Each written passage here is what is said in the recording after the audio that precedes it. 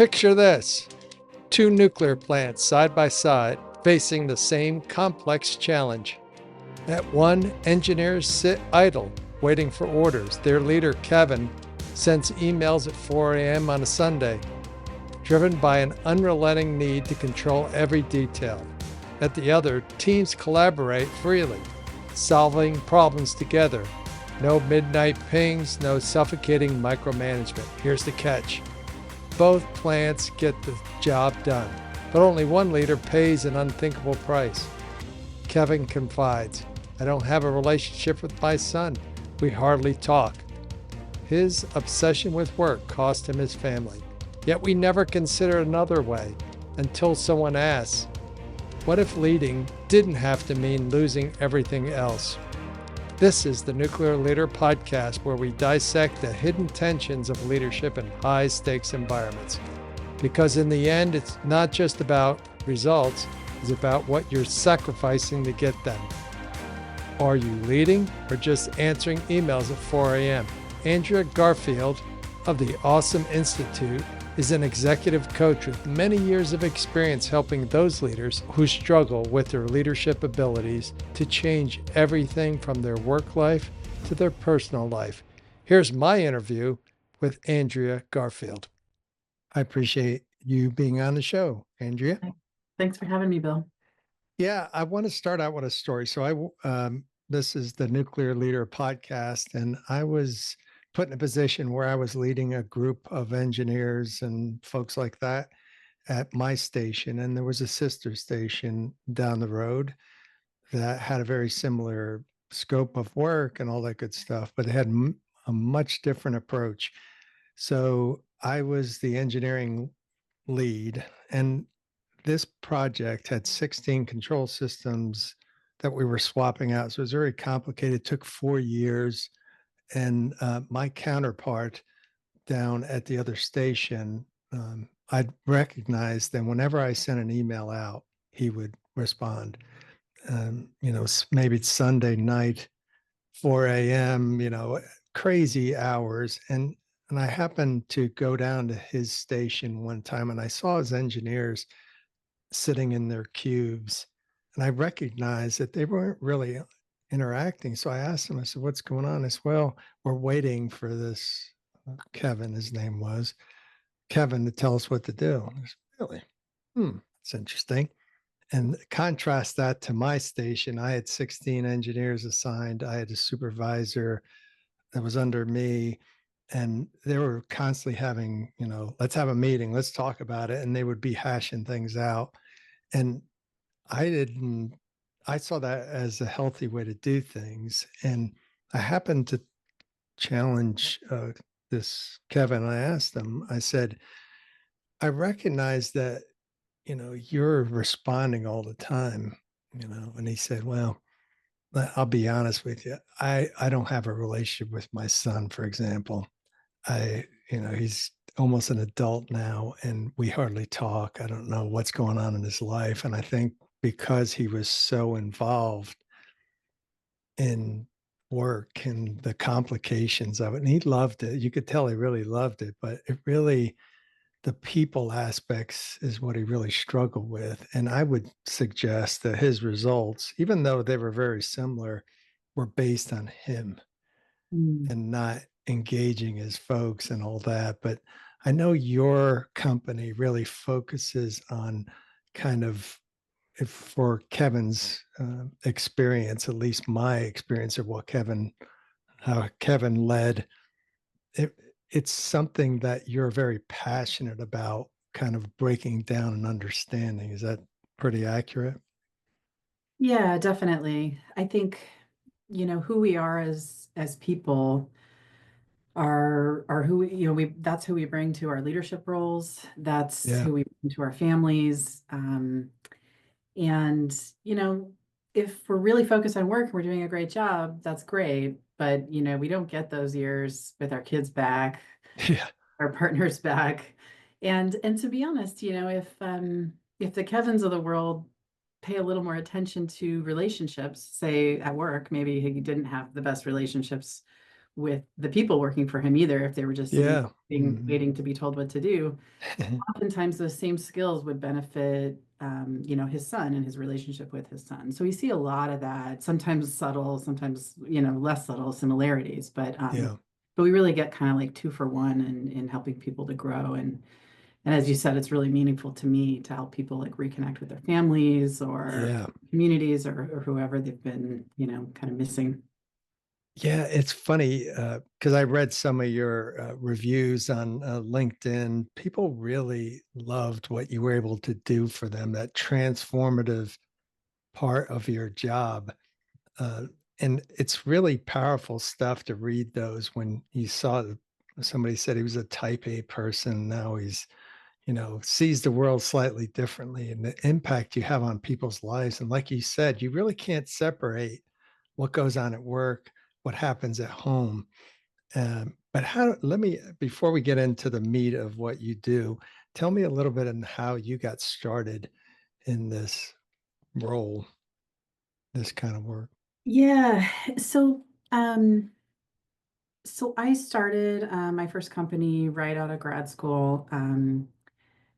Made lots of mistakes, figured some things out, learned a lot, like had a really fun and interesting time, like growing an international company in my mid 20s. Mm, And then when I exited that company, I did a turnaround on another company and lots more learning. It was bigger, it was growing. We were in 5 or 6 countries at the time, just flying all over the place. And I just was so good at burning myself out and not even realizing it, oh, wow. I've got some stories for you. Well, one of them was I had just had surgery and I had stitches all across my stomach, and I was trying to find pants that I could wear Mm, on a flight to Australia for a business trip. And I would love to say that that was the moment that I saw the light, but it wasn't. It went on for a lot longer after that. So, I like when I exited that company, I realized that if I had had a coach, it could have gone very differently. I could have learned all these things. I could have had all these great experiences and not run my body to the ground and not burn myself out. It would have been a lot more sustainable for me, for my family. And and people started asking me to coach them kind of at the same time. mm, And so I said, like, this seems cool. It seems like it would be a really helpful way to sort of be that outside perspective for people. And then, suddenly I had a coaching company, and then I went back to school for coaching and have been building my skills along the way. But mostly it came from me wishing I had had that resource mm. and wanting to be that for other people. Was there a moment when you recognized that the way you were headed was not sustainable?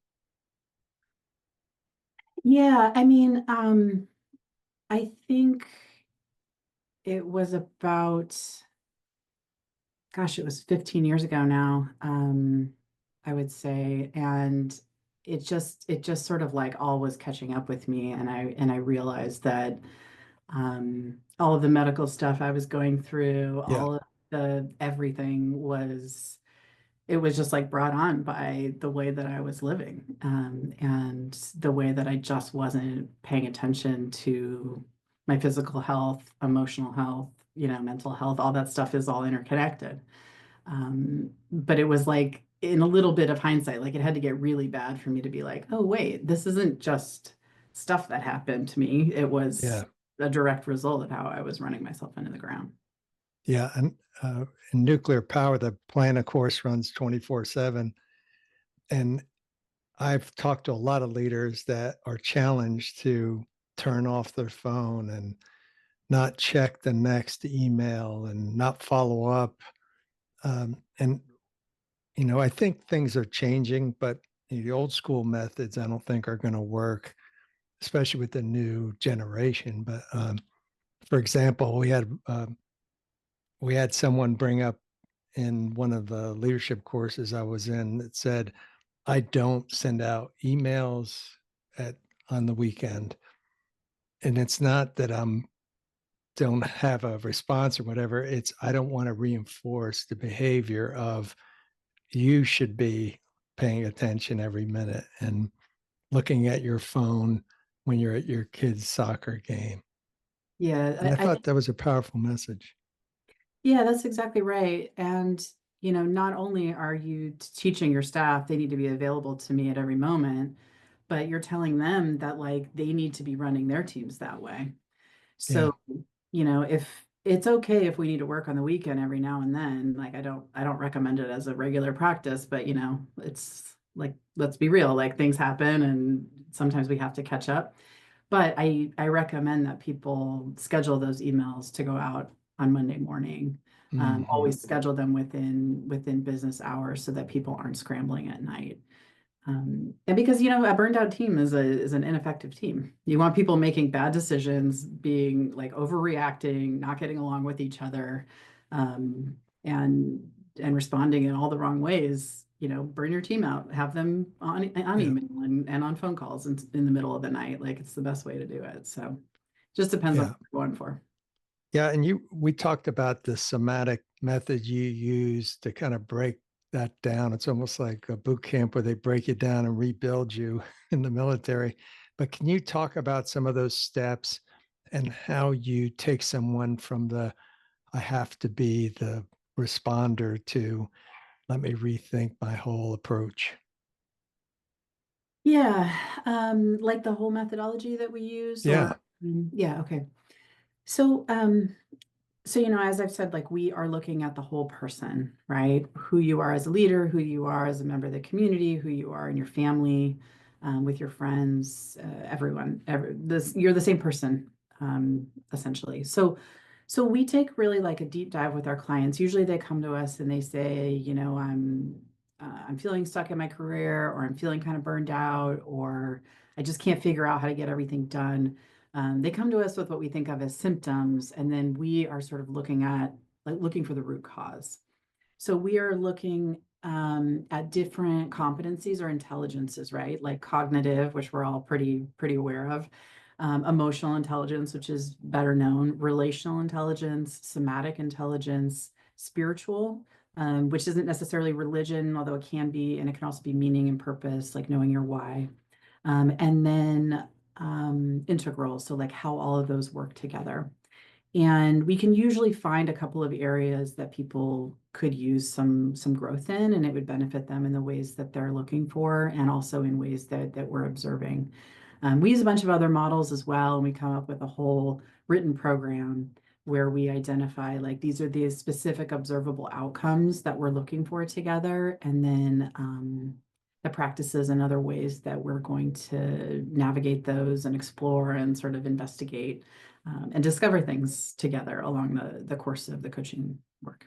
Yeah. So, I just listened to what you had to say. An analogy might be you're severely overweight and you want to lose weight, get healthier, and all that. That's a big leap for people. And obviously, they didn't get that way in a day. They've kind of reinforced whatever behaviors. How do you make that look not as daunting as it sounds? Yeah, I mean it's a good point, and it's a good analogy because losing weight could be changing your nutrition, it could be changing your exercise, it could be looking at the medications you're on, it could be looking at emotional eating, it could be looking at all sorts of different things, the environment that you're in, your stress levels, your sleep, your cortisol, right?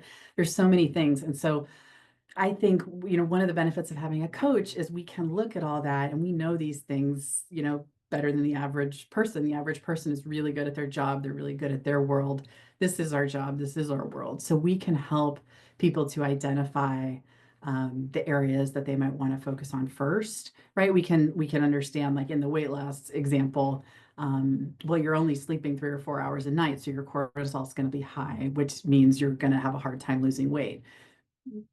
People may not understand that equivalent, right? So it could be that, in a real life example, people are struggling with conflict, and it could be that the way that conflict is affecting them in their body, the emotions that they're having as a result of the conflict, the way their personality, their ego is constructed, make all of those things really difficult. And so we sort of know like the sort of helpful ways in, or a couple of different options that we can try with people so that it's not just about grit your teeth, have the conflict, then you're more stressed out and you're more burned out. It's like, how do we make the conflict easier? How do we make it less stressful?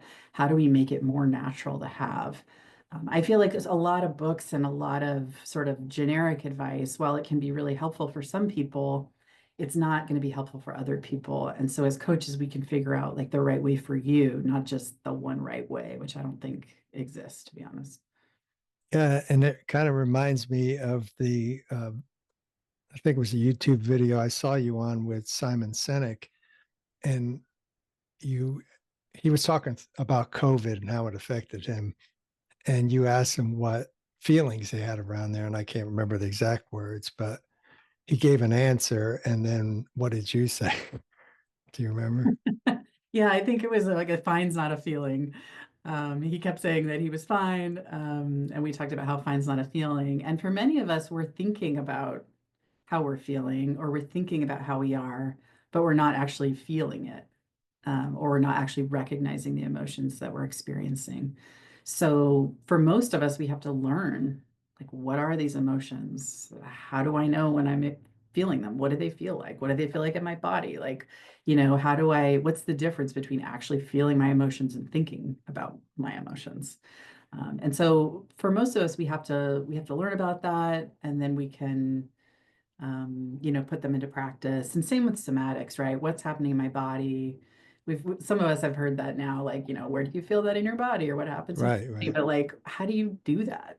Right. So we have to experiment, we have to try things. And once we can actually figure out what's going on in our hearts and in our bodies, the same as many of us know what's going on in our heads, then we've got so much more to work with. We've got so much more data. And for more technical Mm, people, like maybe some of your audience, they're like, why do I have to learn this stupid feeling stuff?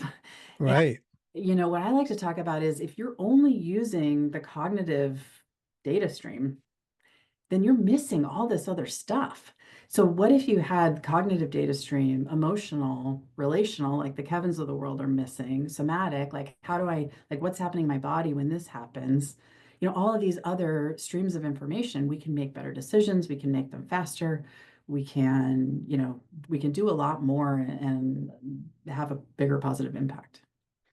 Yeah, and I think about when one of your clients is struggling, especially with the emotional part, and that's a new conversation for them. They're not going to go from where they are to stellar in one or two steps. And I know you said your program is minimum a year, but how do you kind of take them through that in a way that doesn't shut them down and seem like they're overwhelmed? Yeah. So, a big part of what I do is I like to think about doing field study, right? It's like you're a bird watcher and you've got your little notebook and you're out and you're checking out the birds and you're noticing their behavior and you're noticing what birds are there and all these different things. Well, this is the same exact thing, except like you are the bird, like you're watching yourself. So and you're taking notes on yourself and you're noticing patterns and you're noticing distinctions and that sort of thing. So we very often start with emotional work.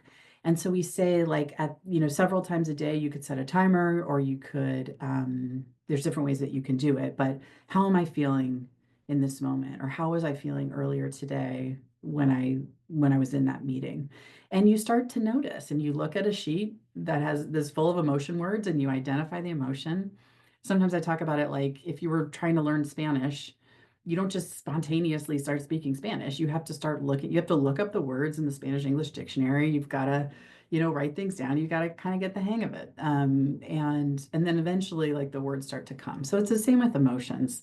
We look up that word, we say, how do I know that, like, what is the difference between these two different emotions? And how do I know? Great question. Go study yourself. Go see what you learn. How is it different for you? And so by that's like a form of journaling, right? By asking these same questions every day or multiple times a day, and collecting data on yourself, you really like can notice a lot about how you experience the world and get a lot of practice in bringing more vocab, emotional or otherwise, into your life.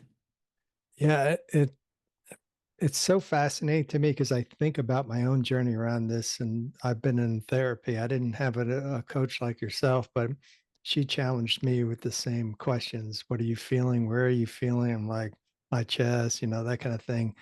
But after going through that, what I recognized is so I would get triggered in a meeting. And at some point, I could see myself. Like I knew I was getting triggered, but it wasn't, I could separate myself just a little bit, but it was enough to kind of back down somewhat so I could pay attention and get back in the meeting. But just having like almost a beat there to kind of, yep, I'm triggered, I'm feeling these things, but have that dialogue shift in my head. Is that what you see with your folks? Yeah, exactly. And it takes time. We've spent 40 or 50 or 60 years living in a certain way. It doesn't change overnight. Like it would be amazing if it did, but it takes months. It takes years sometimes to really change. But but even small changes make a difference, right? And all you needed was that little space in order to have a little more room to figure out what to do, in order to settle your nervous system, in order to not be as triggered. It doesn't need to be from totally losing it to being the Dalai Lama. Like, that's not what we're going for. We're just looking for that space. And how do we make it a little bit bigger, a little more manageable, so that we can roll through life and do the things that we want to do, whether it's work or family or hobbies or whatever, and not have it be so overwhelming or for us or for the people around us. Yeah, I can imagine though that you're going to have people that really struggle, especially with the emotional part. What are you looking for to kind of reinforce that it is going to change or it will get better so they don't get so frustrated? They're like, forget it. Yeah, it's a good question. I think maybe that's some of the art of coaching. I don't have people get super frustrated with it typically, so I think um, I don't know. We must be doing something okay. I think some of Yeah, it is setting the expectation with our 1 year programs that this stuff takes time. It's not a like do a few sessions and everything's going to be different. That's not yeah, real. Especially for people that are C-suite running organizations like we work with, they got their hands full with a lot of other things. It isn't the only thing that they have going on in their lives. So some people can dedicate more time to it, some people can't. And whatever the pace that people are going at is fine. And we work with that and we work with their constraints and make sure that we're prioritizing the right things. I will add, though, that if people are eating really poorly, if they're sleeping really poorly, and their stress is really unmanaged, then it makes it really hard to work on these sorts of things. So I actually get aura rings for all of my clients when we start. So we start, we're checking on their sleep, we're checking on their stress, we're checking on, heart rate variability, some of these sorts of physical metrics. While that's not my total area of expertise, I know enough that like if we're missing somebody sleeping horribly, then they're going to have a much harder time regulating their emotions and even recognizing their emotions than if we can get their sleep on track a little bit better. So I've had clients going from, sleeping 4 hours a night to more like 7 to 8, and all of a sudden that space gets a lot bigger without them doing anything else, right? So then it really sets the stage for them to be able to do the work more productively. yeah. And, my own life, I think about how busy I am. I'm always either making myself busy or thinking about a project. I love projects, but I also am starting to recognize that sometimes stopping is actually a better way to get farther in the longer term. Is that what you're describing? Yeah, I think for some people it really is, and for other people it's not. Right? For me, like I can relate. I have a tendency to overdo and overschedule and over everything. And so for me, like having more space in my life, slowing down, being more gentle about things. It's not about, being more hardcore and pushing and grinding and all of that. That stuff's like pretty toxic for me. But for other people, if they have a tendency to sit back and sort of just like wait for stuff to happen, I don't see a lot of those people at the executive level, but they're there. Yeah. Those people might be encouraged to like lean into things and push a little harder and like create a little more structure. So it just depends. Yeah. What about outside of work or outside of their business? Do you encourage hobbies or ways to unwind that are in a positive way, not like gambling or drinking and things? Right. Yeah. Yeah, definitely. I mean, there's like you can't be a well-rounded person if you're only focused on work, right? And it's also a recipe for burnout. Even if you love what you do, a lot of people say like if you love what you do, you'll never work a day in your life and everything will be amazing. I don't think that's true. I've loved all of my jobs and I could still burn myself out if that's all I'm doing. So I'm always looking to understand like what fills my clients up. What do they want to be doing more of? And sometimes they don't know. Sometimes they've spent so long just focusing on work that they don't know what they want to do outside of work. And that's fine. We can explore things together. So sometimes people will sign up for classes or they'll wander around art museums for inspiration, or they'll go out into nature or do things that they would normally never do and maybe thought they had zero interest in. And sometimes it's true, they have no interest in it. And sometimes they discover like a new passion and it's super amazing. I've had clients, they were so focused on work that they weren't able to date. And through the course of our work together, found their spouse and ended up having kids, which, is so super rewarding. I took a walk with an old client on Friday. She was one of my first clients at Awesome, and we picked up my daughter after school, and she told my daughter that I changed her life. And her company did great, but it wasn't what she was talking about. And to me, that's, it's just so meaningful to get to be like a small part of people's lives and helping them to focus on the things they really care about in their world. Yeah, that's great. I mean, you think about it's not only the person, it's everybody in their circle that gets impacted by what you do. And Yeah. so important. Um, I had a story, but I totally forgot. But I'm good news is I'm paying attention to what you're saying. That must, but that must really fulfill you to see that kind of impact you have on people. Was Yeah, there was it there really, any specific person that comes to mind besides that woman you had that walk with? I mean, I can think of probably 5 different people that got married, had kids. Some people, exiting their business and spending more Yeah, time um, doing sports, traveling, following their yeah, passions, sailing, all sorts of things. And like we've been saying, there's no recipe for what right, right outcome is. For some people, it's having kids. For some people, it's realizing they don't want to have kids. For some people, it's right, like starting a second or third or fourth business. For some people, it's retiring early. yeah, It just really depends on like sort of digging in with them and figuring out like what will help them to feel fulfilled and what do they want to explore next. Like we don't always know, and yeah. it's okay to experiment and realize that like this isn't what I want, and I'll move on to something else.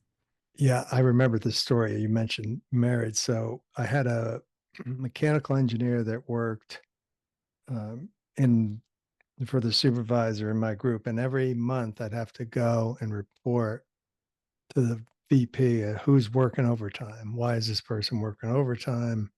Because of whatever.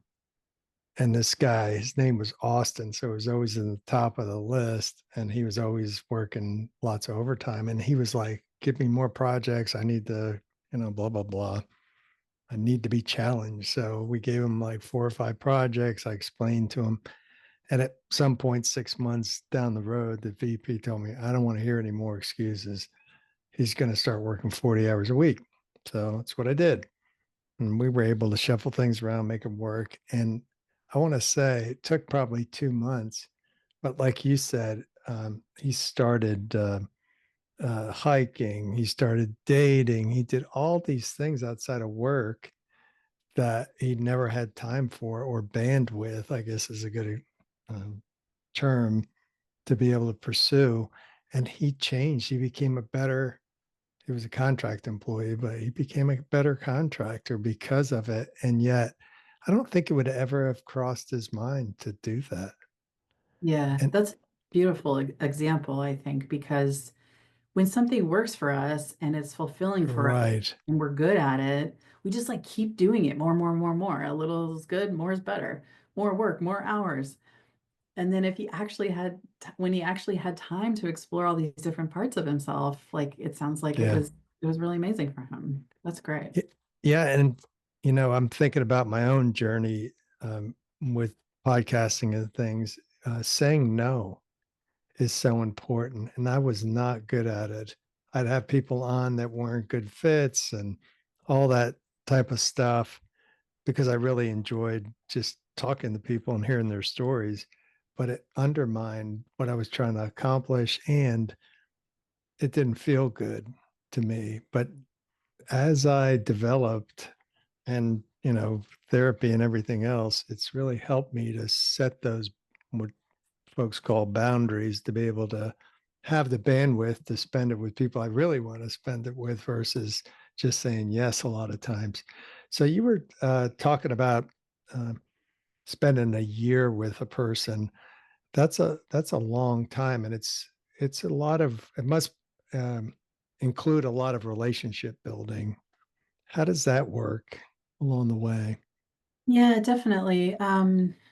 You know, I want to model the same things that, and I want to live, the things that I believe in, and so we spend time like getting to know each other. The coaching relationship, the way that I do it, it's not quite as it's not quite like a therapist relationship where sometimes they don't tell you a single thing about themselves. But it's Right. not a 50-50 like friendship relationship, but generally they know a little bit about my world, they know about my background, they know kind of what's going on for me, and I know a lot about what's going on for them. So maybe it's 75-25 in terms of background and that sort of thing. But we're always talking about what's going on in your life, not just what's going on at work. I had a session a Mm. couple of hours ago, and it was about what happened on the weekend and family dynamics and um, housing dynamics and multi-generational stuff that's going on, and then also about big moves in the company and big announcements and all sorts of like really exciting and stressful things. And um, I get to know all the people in my clients' worlds, whether they're all of their direct reports or their family members or whatever, because it's all really important for the work that we're doing. And I think, once that relationship is strong, as you sort of asked about earlier, like how do we keep people engaged in doing this difficult work over long periods of time when sometimes it's slow and frustrating and annoying?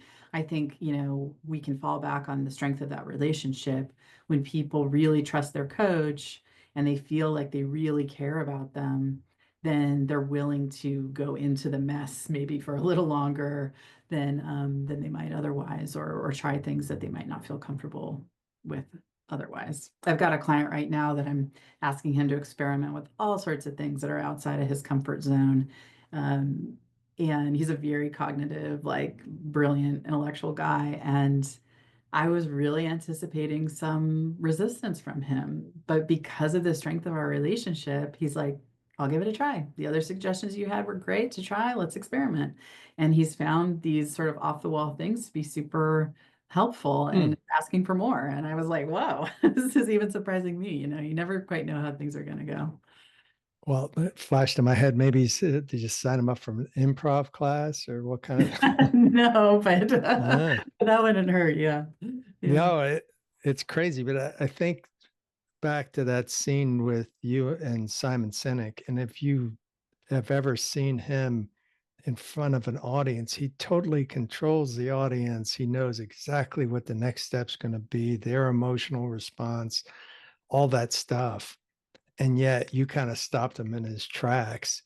The great thing about him is he was still okay, I'm sure, with posting that short clip, but it goes to show you that people like to stay in that zone of comfort, and you're trying to coaching is all about taking them outside that Exactly. In a zone. way that's not too scary, right? Maybe Too a little scary. scary once in a while. Um, yeah. Yeah. And I think about some of the challenges. I had a I had a leader that in the very stressful, not stressful, I wasn't stressful to me, but there was a lot going on. And what I struggled with is I thought because of his responses, I couldn't do anything with him. And let me give you an example. So um, this back in the BlackBerry days, but everybody had Blackberries and our organization didn't. And I said, "Hey, Jim, is it okay?" Well, I asked everybody because they said everybody who's a manager and above can get a BlackBerry. So I got like 6 folks, and I went in his office. I said, "Jim, I want to order these for everybody. It's allowed." And he goes, "Well, I'm not sure it's needed." I said, "What do you mean?" He said, "Well, you got to justify it." And of course, I got mad at him, whatever. And I went back to my office and I thought about it. And then we had a meeting on every Thursday, and he went around, anybody have any? I said, "Yeah." I asked Jim about these Blackberries. I know there's a bunch of you that wanted them, but I agree with him. They're not really justified. He's like, "I never said that. Put in for it. I'll approve it." But I had to play games because he was a contrarian and all these things. But it was this really surface level conversation. We never got to the point where we could talk about, hey, what's going on? When I asked this, it seems reasonable. Why are you pushing so hard? But I didn't have that kind of relationship with him. Um, what would you say to folks in a similar situation where you have that surface level stuff, but there's other things going on underneath? Yeah. I mean, I think Not an easy question. I apologize. But no, it's fine. It's fine. I think I'm sort of connecting some dots to back to maybe having a hard time saying no, maybe some challenge with the conflict inherent with saying no that you might not yeah. want to charge back at him and say like, why are you making me justify this? And or like maybe there was some discomfort there. And then on his side of things, like we work with people around with the Enneagram around personality structure, and that like contrarian personality structure can be a thing that people do without even realizing that they're doing it. So, if I was Mm, working with each one of you, we might bring some awareness around those patterns and how those might be playing in together. And then I think that there can be ways of sort of um, helping people to relax and go deeper in the relationship. Like, hey, I understand that you want these big purchases to be justified, and I want to understand like what your concerns are around them. Can you elaborate um, on what you're worried about or what your what your concerns are? And it may be around the financial viability of the department, which has really nothing to do with the blackberries because it's a small item mm, relatively, but that might be like where his head is at. And it might be that he feels really strongly that people need to justify everything, or yeah. costs get out of control. And maybe that happened to him at a former company or organization. And so like there's so many Yeah. possibilities that when we can like really recognize somebody's concerns and then ask them to go deeper. Um, and I'm always big on like taking notes in those sorts of moments. Like if you say, why are you making me justify this? It's really different than if you grab your paper and pen and are like, tell me what your concerns are and you write them down. Like they're so Uh, important to you that you want to write them down and consider them.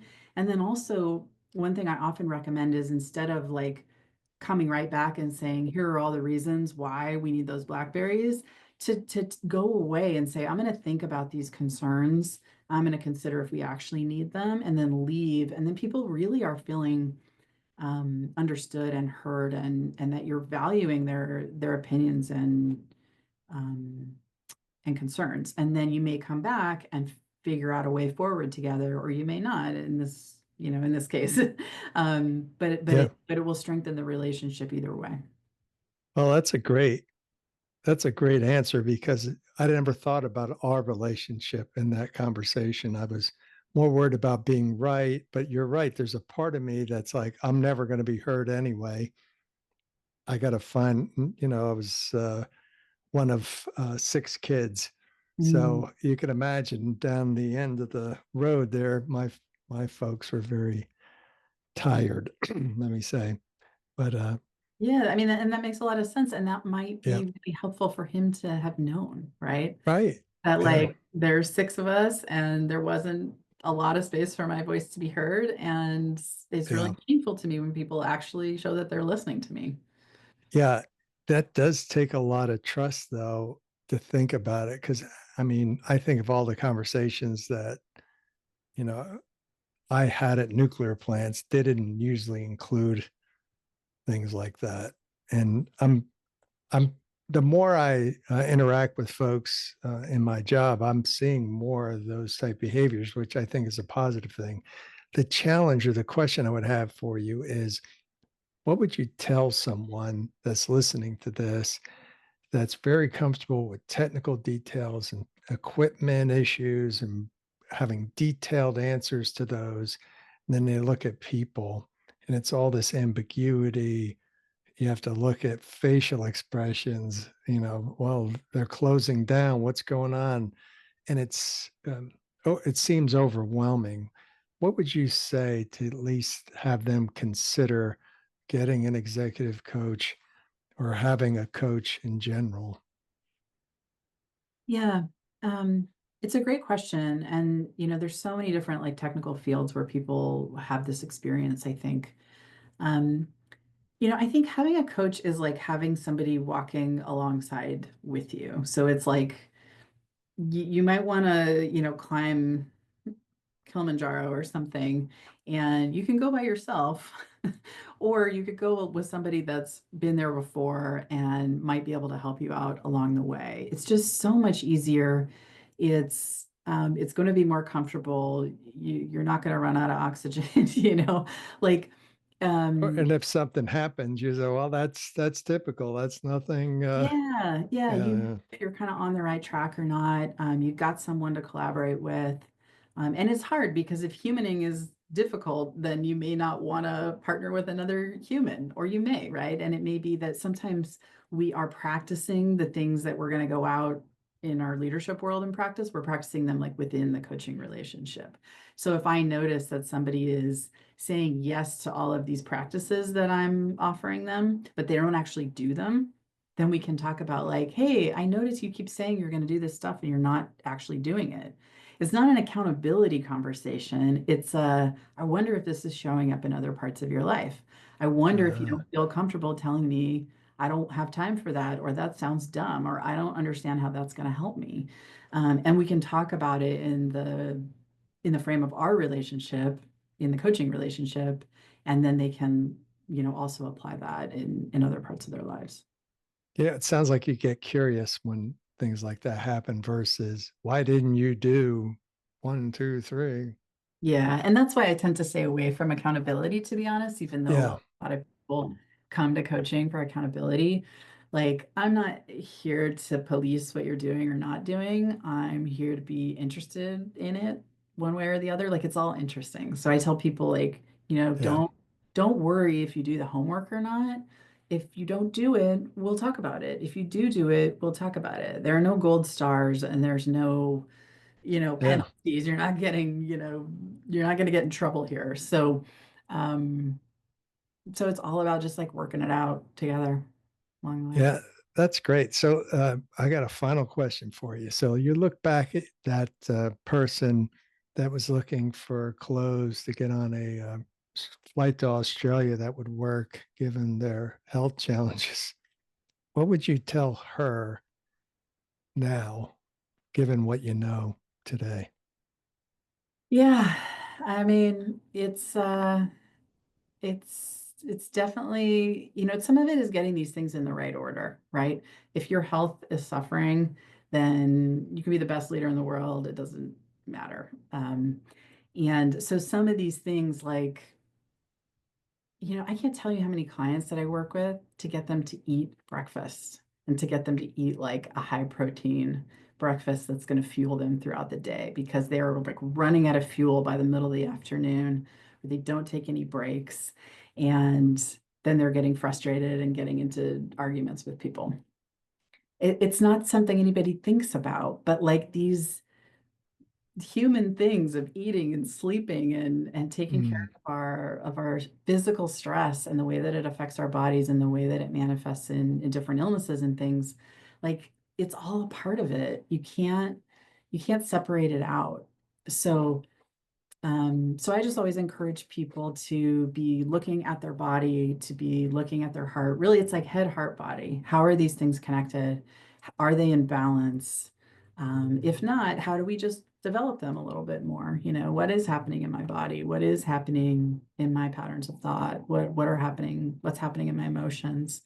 And then, as leaders, when we can grow in these ways, like you said, it affects everyone around us. And that's why we focus on leaders at my company, because like we're setting the tone for our teams and the entire organization. And people will start to learn from us and they'll start to see what's safe and what's okay.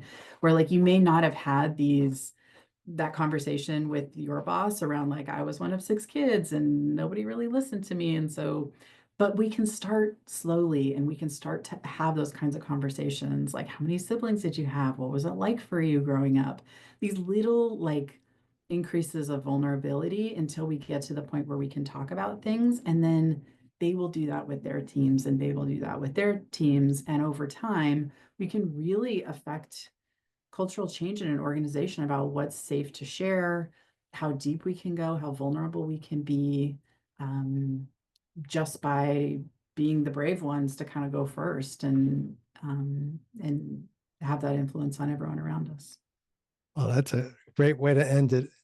Andrea, I really appreciate your time. This is really a powerful interview for me, and I know for the folks that are listening. So thank you so much. Yeah, thanks so much for having me. Hey, thanks for tuning in to the Nuclear Leader Podcast. I'm your host, Bill Nowicki.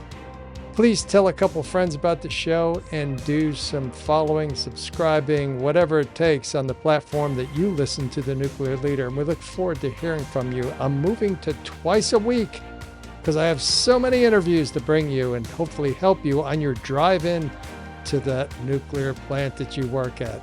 So this is Bill saying thanks, and thanks for listening. And please rate and review the show if you get a minute.